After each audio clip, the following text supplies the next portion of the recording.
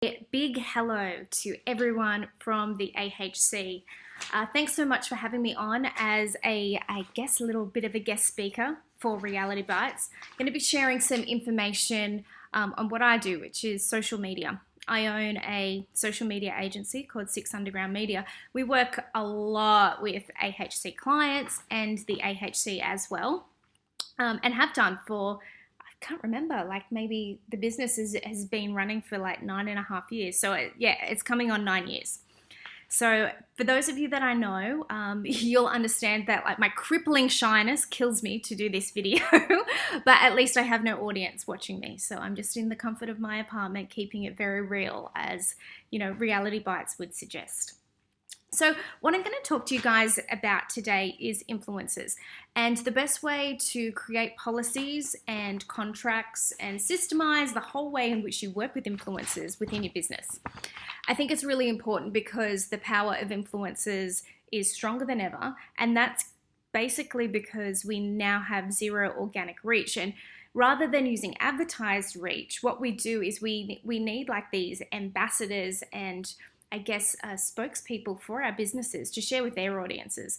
But that needs to be done in a really authentic way.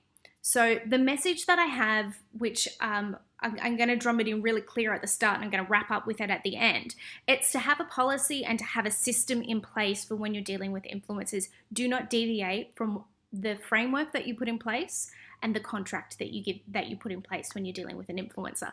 Now, every business is going to have a different take on, what an influencer is worth. And that could be based on your geographic location. If you're in a metropolitan area, then your influencer may have greater reach. If you're in a smaller, more regional area and you have an influencer, yes, admittedly their audience may not be quite as large, but their reach and their target for your particular demographic is still very, very powerful.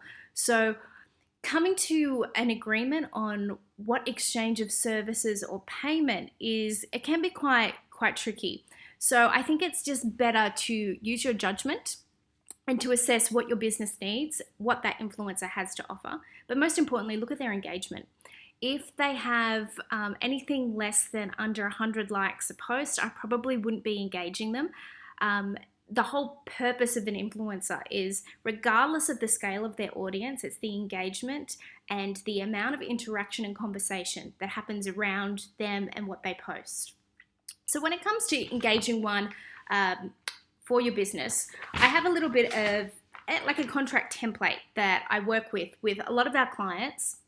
And you can download this, or like you can just take bits and pieces from it and create it yourself. There's no real rule, but a lot of the things that I cover is firstly, the time of the agreement. And I think that's incredibly important. Social media moves in a really quick, fast, and reactional way in that digital space. So it's important that you have a time frame in which each influencer is engaged. And I think it should be anywhere from 3 to 6 months at a time.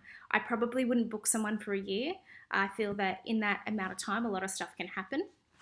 And the social media landscape can change quite quickly in that time. So make sure that you've got the timeline of when they start and when they finish. Make sure you have an agreeable amount of deliverables that happen within that time frame.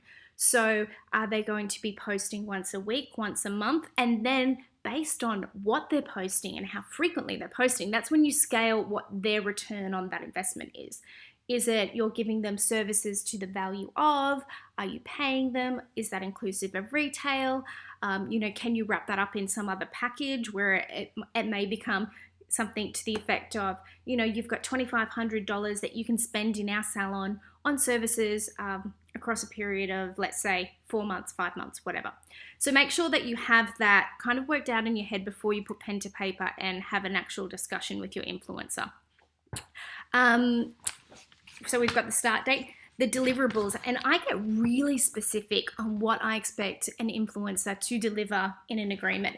And it would be so specific as I would want 4 static posts, which is just like, a picture, it's posted. These are the absolute hashtags that must exist within that post. These are the preferred times in which we'd like you to post, because we find that our audience is particularly responsive during those time periods. Other things like I'd expect, X amount of Instagram stories. I'd like a video. I'd like a flat lay of the products that we've given you. I'd like your actual in-salon experiences. Things like Instagram highlights. I would expect every influencer to have their own little category of highlight that is your business, and you save a whole mass of content there so that you've got it to repurpose and reuse and for the duration of your agreement with them.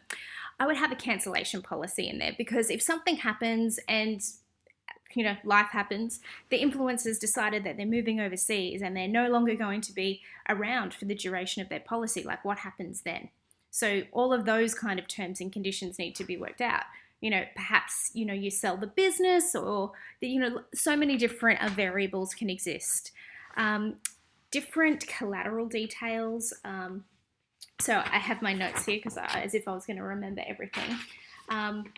Items to avoid. I mean, that's hugely important, and it's something that we do forget about. It's like, okay, firstly, I don't want you talking about the home hair care products that you bought from the supermarket in the past. That's a big one. I don't want you talking about products that we don't stock, regardless of whether it is a post that you're tagging us in or, just something that becomes part of your everyday content.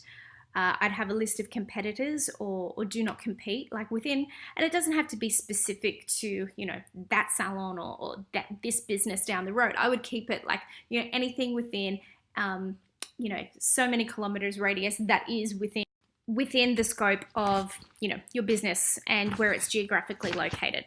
I'd also put in a couple of variables about geotagging. That's really important, because the only thing that's going to put bums on your seats in your business is people that are actually in your area, not people that are, hundreds of miles interstate, wherever. So I would definitely consider, some pretty tight boundaries on what you feel that is and isn't appropriate, but also a matter of integrity and how you feel your brand would best be represented. The compensation thing I've already kind of touched on. And then I'd also have something in there about your material disclosures. So that could be things that are a policy of Facebook and Instagram. So, I mean, I have had a situation once before where I've engaged an influencer who was a model and, was really used to doing bikini shots and that kind of thing, like down at the beach. And there was one and it was kind of like a no bra shot and things were blurred out. And I was like, oh, no. That's not going to work for what we're doing here. So like, just kind of setting up some clear boundaries on like, yes, it is okay to, do a bathroom shelfie, but make sure you got your clothes on while you're doing it, that kind of thing.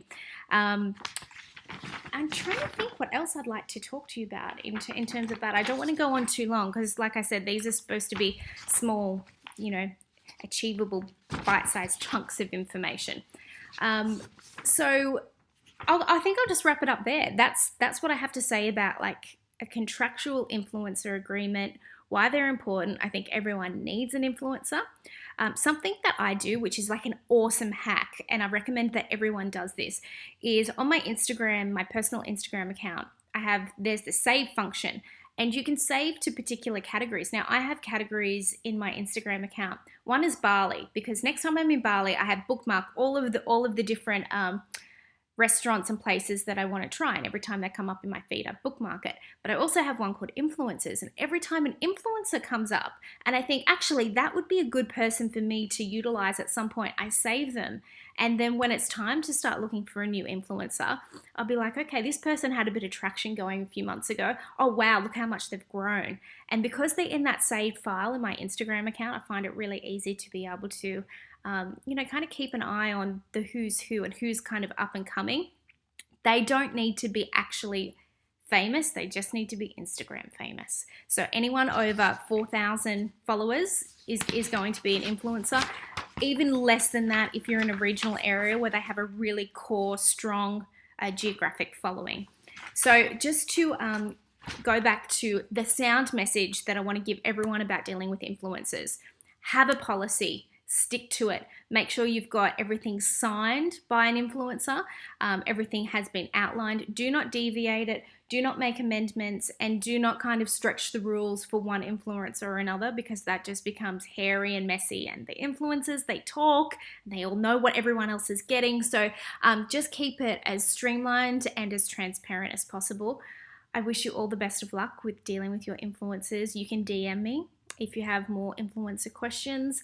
And the AHC, thank you so much for having me as part of Reality Bites.